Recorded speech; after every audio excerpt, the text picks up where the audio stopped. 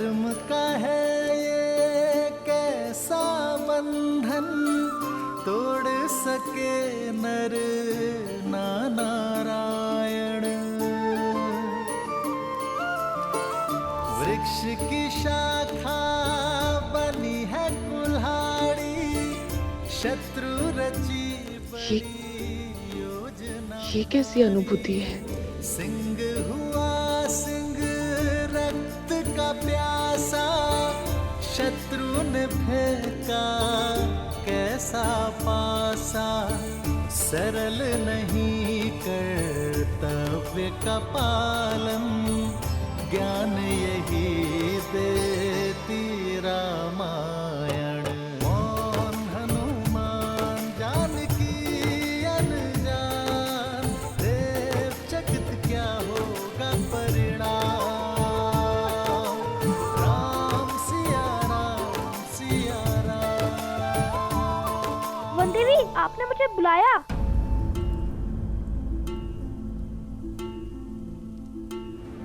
हाँ, बुलाया था। लवकुश कहाँ है? वो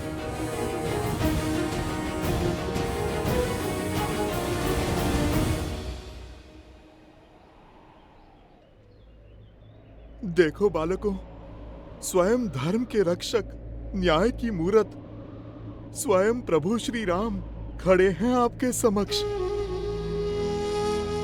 अब आप शस्त्र नहीं शब्द साधो, क्योंकि इस संसार की हर एक समस्या का समाधान प्रभु को अपना सब कुछ समर्पण कर देने में ही है। सब कुछ समर्पण तो माता सीता ने भी किया था। माता सीता को क्या लाभ हुआ?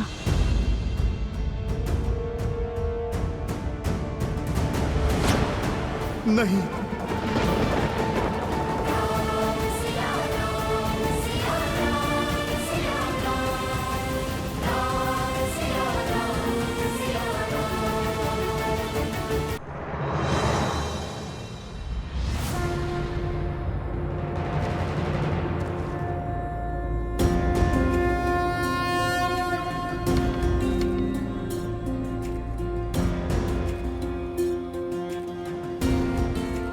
बहुत इच्छा थी तुम दोनों से पुनः भेंट करने की, परंतु इस प्रकार नहीं।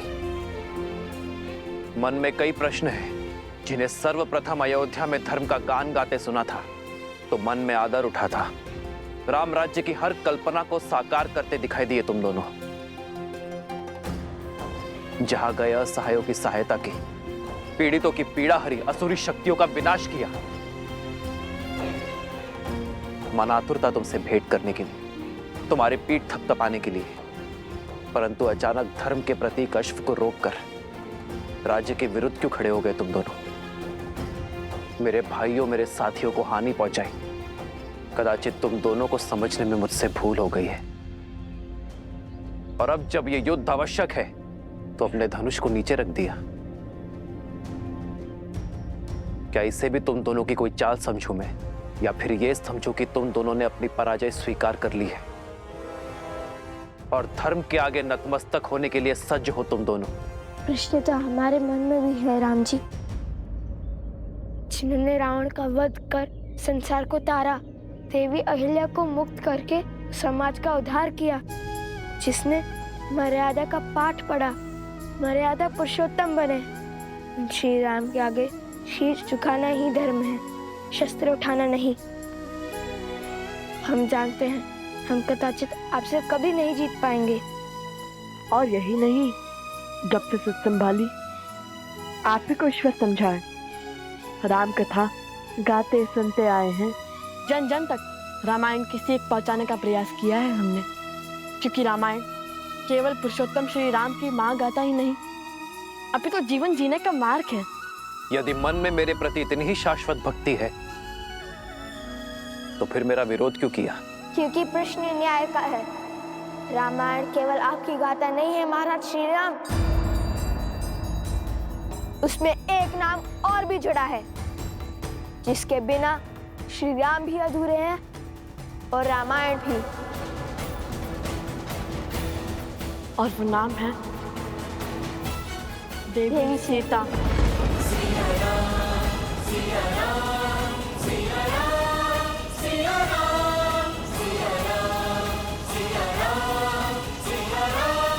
सीता, हमारा उद्देश्य आपसे युद्ध करना नहीं बल्कि अपने प्रश्नों के उत्तर पाने का है।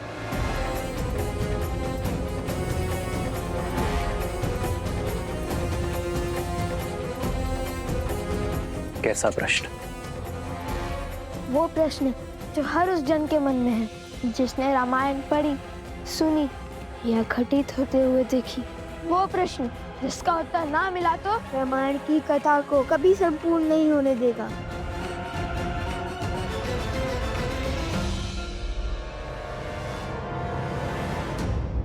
प्रश्न क्या है?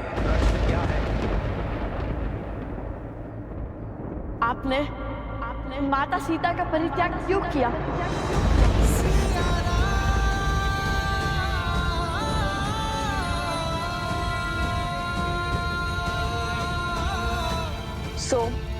कुछ पूछ रही हूँ। कहाँ है लवकुश?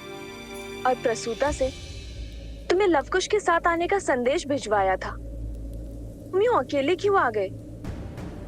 ऐसी कौन सी बात हो गई माता जो हम तीनों को साथ में बुला लिया?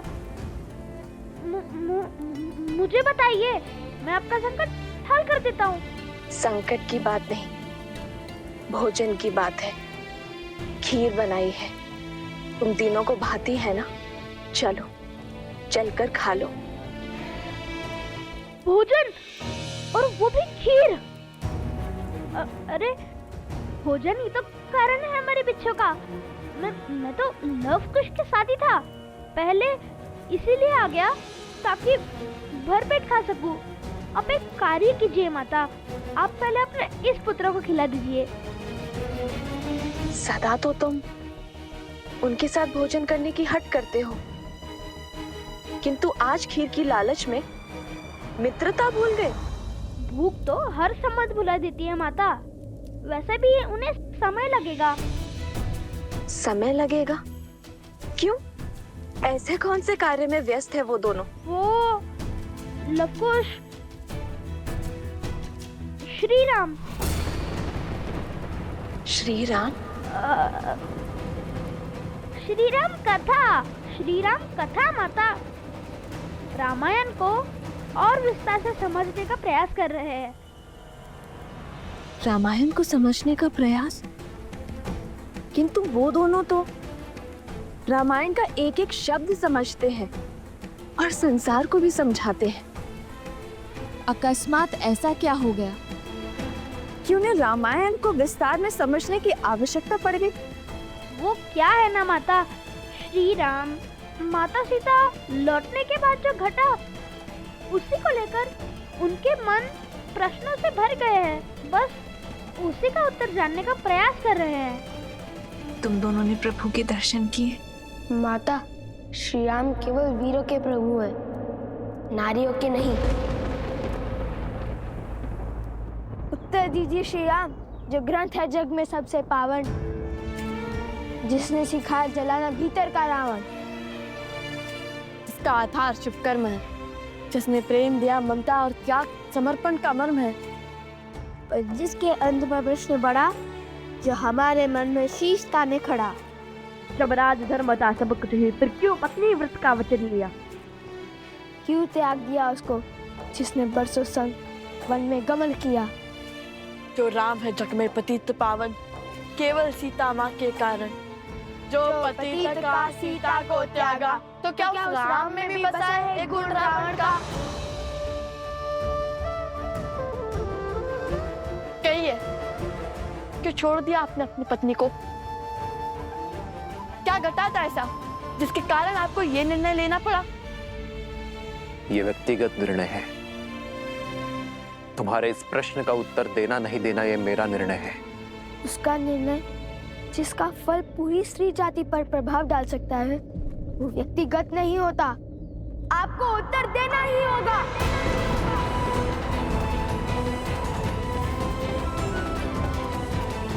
प्रश्न केवल हमारे मन में नहीं, अभी तो सदियों तक लोगों के मन में उठेंगे। सब इसका उत्तर जानना चाहेंगे। हमारे मन में जो आपकी छवि है उसे जोड़ने का यही एक अवसर है। प्रभु श्री रामचंद्र के भाल पर ये तिलक नहीं, कलंक समान है। कलंक तो अवश्य रहेगा ये सदियों तक। इसका अर्थ ये नहीं कि आप इसका उत्तर ना दें। राजा पिता होता है प्रजा का, और इनके पुत्र मन में एक प्रश्न लेकर आए हैं, तो क्या पिता अपने पुत्रों के प्रश्नों का समाधान नहीं करेगा? ये निर्णय एक राजा और एक महारानी का था।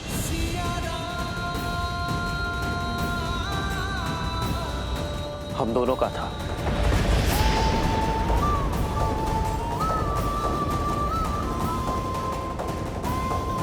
मुझे पूरा विश्वास है कि ये निर्णय केवल श्री राम का नहीं, अपितु सीताराम का है। तुमने अपना धनुष हटाकर, शीश झुकाकर मर्यादा और धर्म के अनुसार ये प्रश्न मुझसे पूछा है, और एक राजा होने के नाते ये मेरा दायित्व है कि मैं तुम्हारे प्रश्नों का उत्तर दूं। तुम दोनों जानना चाहते हो ना कि अयोध्या के भीतर क्या हुआ था? तो सुनो। सतीत्व की दुहाई देने वाली आज मुंह छिपाकर क्यों जा रही है? दशानन जैसा बलि जिसे पाना चाहे उसे छोड़ कैसे सकता है? यदि हमारे रघुवंशी ऐसा समाज बनाना चाहते हैं जहां स्त्रियों की त्रुटियों पर पर्दा डाला जाए, तो ऐसे तो हम दूसरे नगर में पहुंच जाएंगे भाई। मैं मर्यादा पुरुषोत्तम राम नहीं हूं। मैं ऐसी स्त्री को नहीं अपनाऊंगा जो किसी अन्य पुरुष के साथ रहकर आई हो। हम दोनों अपने राज्य का परित्याग कर देंगे तो ना ही कोई प्रश्न उठेंगे और ना ही कोई उत्तर की अपेक्षा करेंगे। हम दोनों नहीं, केवल मैं आ रहे हैं। जिस क्षण महाराजा राम महारानी सीता को त्यागेंगे, उसी क्षण अयोध्या के सब दुख मिट जाएंगे।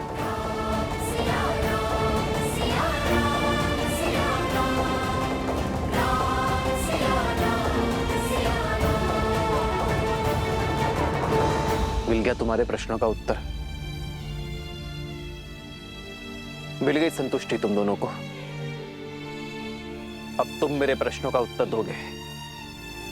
क्यों किया तुम दोनों ने ये सब?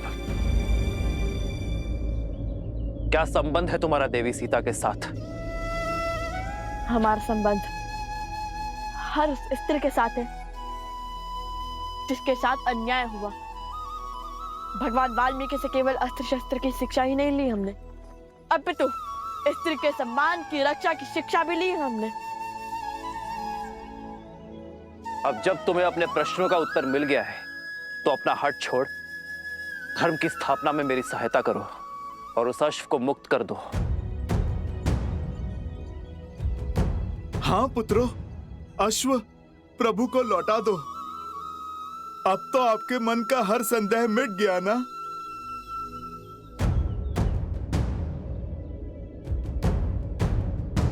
अर्थात जिस अयोध्या की प्रजा के लिए यज्ञ हो रहा है, उसी अयोध्या ने माता सीता पर लांछन लगाकर उन्हें आपसे और आपके परिवार से भिन्न कर दिया। आपसे सुख, संपदा और वैभव सब छीन लिया। जिस स्त्री ने बिना एक प्रश्न किए 14 वर्ष आपके साथ वनवास स्वीकारा, जिसने रावण के पास से निकलते ही अग्नि परीक्षा का दंश भोगा, उस पवित्र देवी सीता पर इतना घोर लांछन लगाने वाली प्रजा को आपने दंड तक नहीं दिया। आपने उन्हें शांत करने के लिए माता सीता से भिन्न होना चुना। प्रजा के मुख में पत्नी का हर समर्पण भूल गया।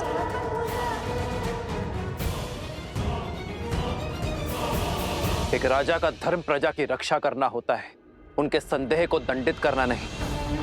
राजा का धर्म उसकी प्रजा को उचित मार्ग पर ले जाना होता है, उन्हें अपराधी बनाना नहीं। स्वीकार लिया कि अद्भुत है चाचा राम और उनका न्याय, किंतु क्या कर्तव्य की डोर केवल अयोध्या के राजा राम से बंधी थी, माता सीता के पति से नहीं? वो वन वन भटकती फिर रही होंगी, आप महलों में रहने वाले, रथों पर चलने वाले। क्या आपको देवी सीता का दुख का आभास नहीं हुआ? लवकुश, मेरे प्रभु से बात शब्द साध कर करो। आधा ज्ञान सबसे घातक होता है। आधा ज्ञान? अरे अपनी आंखों पर से भक्ति की पट्टी हटाइए हनुमान जी। पट्टी तुम्हारी आंखों पर है। जो मैंने देखा है वो ना आपने जाना है और ना ही अयोध्या की प्रजा ने। अपना राजा होने का दायित्व निभाते हुए माता सीता के पति होने की भागीदारी से विमुख नहीं हुए हैं मेरे प्रभु श्री राम।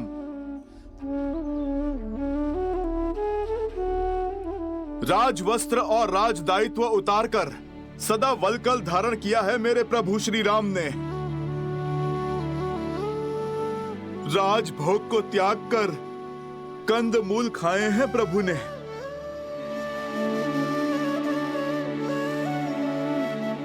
कोमल शैया छोड़कर कृषा पर सोए हैं मेरे प्रभु श्री राम।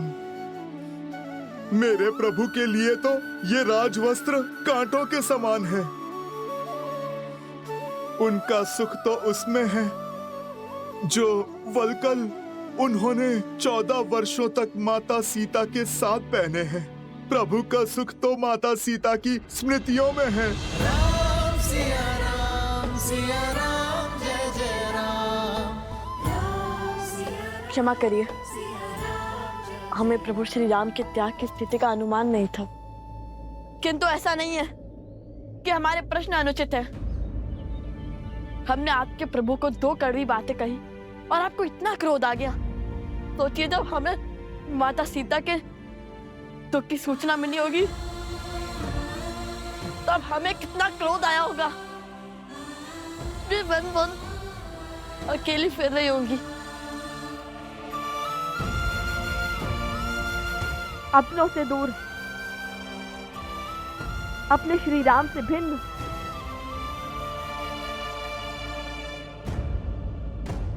कृष्ण अभी वही है, प्रजा के साथ न्याय करते करते अपनी पत्नी के साथ अन्याय क्यों?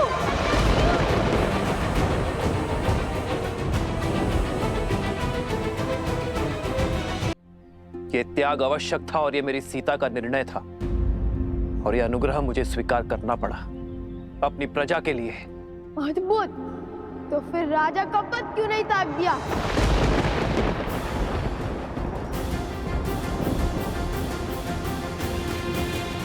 इच्छा यही थी, पर मेरी सीता ने मुझे स्मरण करवाया कि मैं उस कुल का वंशज हूं जहां प्राण देकर भी वचन निभाया जाता है। और मैं अयोध्या के सिंहासन को अपनी निष्ठा का वचन दे चुका था। लवकुश, संसार में प्रकाश तब होता है जब सूर्य की किरण उससे दूर जाती है। वर्षा की बूंदें जब मेघ को त्यागती हैं, तभी धरा की प्यास बुझती है। मैं उस वंश से हूं जहां महाराजा हरिश्चंद्र ने अपनी प्रजा और अपने वचन के लिए अपनी पत्नी और पुत्र तक को चांडाल को बेच दिया था। रघुकुल की रीत निभाई, किंतु आधी महाराज। मौन, मौन।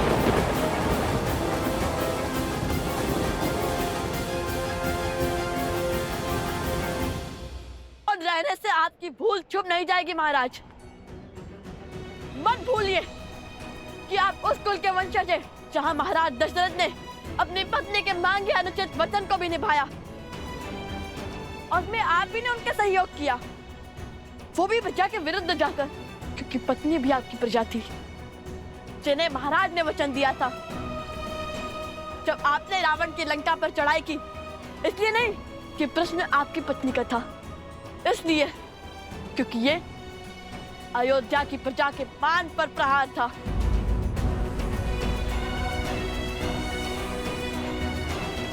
ठीक कहा आपने, सूर्य को किरण से अलग होना पड़ता है प्रकाश के लिए।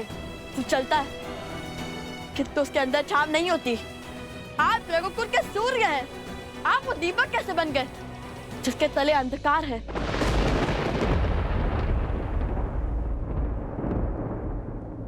मेरी सीता का त्याग जिसने ना जाना, उसने राम को संपूर्ण जाना ही नहीं।